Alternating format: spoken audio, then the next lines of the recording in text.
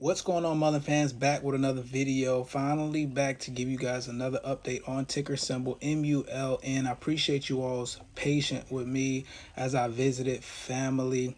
And at the time of this recording, Mullen is down 18%. What is going on with this company? The video topic today for Mullen Automotive is going to be shareholder value, because retail investors that have been in the stock has lost a lot of value to their investment in this company. As I've already mentioned in previous videos, I currently am not holding any shares of Mullen Automotive. I stated clearly that I was not sticking around for another reverse stock split. Everybody's circumstances are different. People got in at different price levels at different dollar amounts. And this is not me telling you to buy, hold, or sell. You are responsible for your own position in whatever circumstance you are in, but you have to keep shareholder value in mind, especially with the price decline coming after another reverse stock split.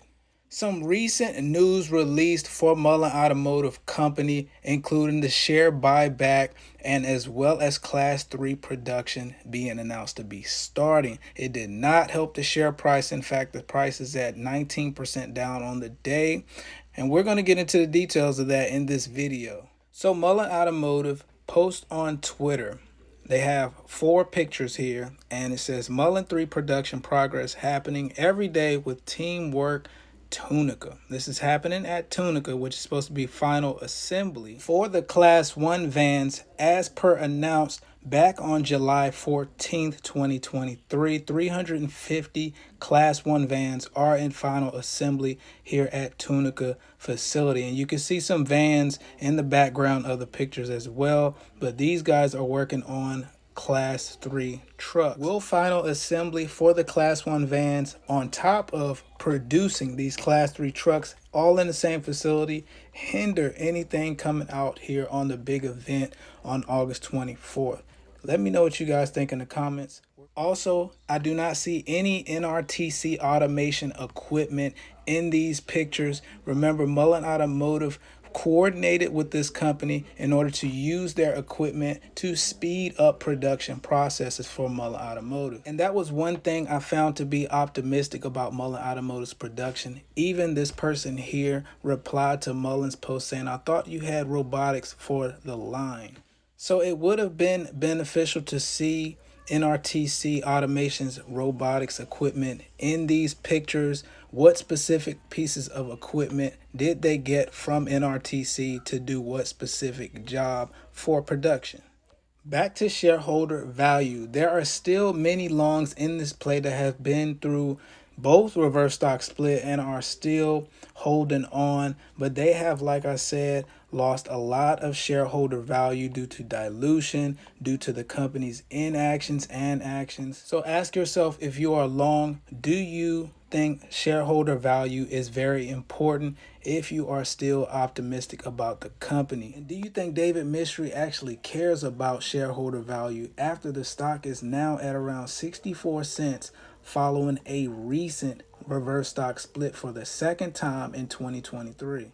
There's no escaping this spiral. Since November 2021, Mullen stock has declined from a split adjusted 3,363.75 per share to just under $1 per share today. Forget about shares declining by 99% or even 99.9%. This represents a price decline of 99.97%. $1,000 invested in Mullen less than 2 years ago today would be worth around 30 cents per share today. Mullen stock breaks streak of closing above $1. Shares of Mullen traded to a new 52-week low of 63 cents this morning, a far reach from $1. This comes despite the commencement of the company's $25 million buyback program. Mullen has disclosed that it has already used up $3.62 million of the program to repurchase Mullen stock. On top of that, CEO David Mystery disclosed purchasing 102,040 shares at an average price of 98 cents per share on August 16th. So he's already down significantly as well on that position. And I feel like these amounts are small, especially David Mishery's contribution, that 102,000. I feel like that should be a lot more to put towards that 3.62 million. For that being the first announcement of buyback. I do understand that there could be a bigger amount of shares bought back at a later time, but the first one being announced should have been a little bit more significant than that 102,000. But that's just my thought. Like I said, there could possibly be a bigger buyback going on later down the road. And people also need to remember this. It says, first off, keep in mind that while Mullen is authorized to buy back as much as $25 million worth of Mullen stock, that doesn't mean it will do so. Management even flat out states this in the press release by disclosing that the stock buyback program does not obligate the company to purchase any shares. While not for certain, taking this caveat into account, it's possible that Mullen doesn't plan to make a big repurchase. Rather, management is merely trying to win back the retail traders who have abandoned the stock in droves. As I've argued in the past articles on the company, Mullen's backers have been reluctant to buy more stock, convertible securities from the company due to wanting retail involvement. So is this what is and what's been happening, guys and gals? They just want the retail involvement? Because CEO David Mishery has been conversating with a lot of shareholders in the retail community. And they also speak on Mullen Automotive's backers. These guys involved in the financing, the toxic financing deals. And I've talked about this many times before. Mullen Automotive is going to stick with these guys because they're going to need more operating cash, and they are continuously burning through cash.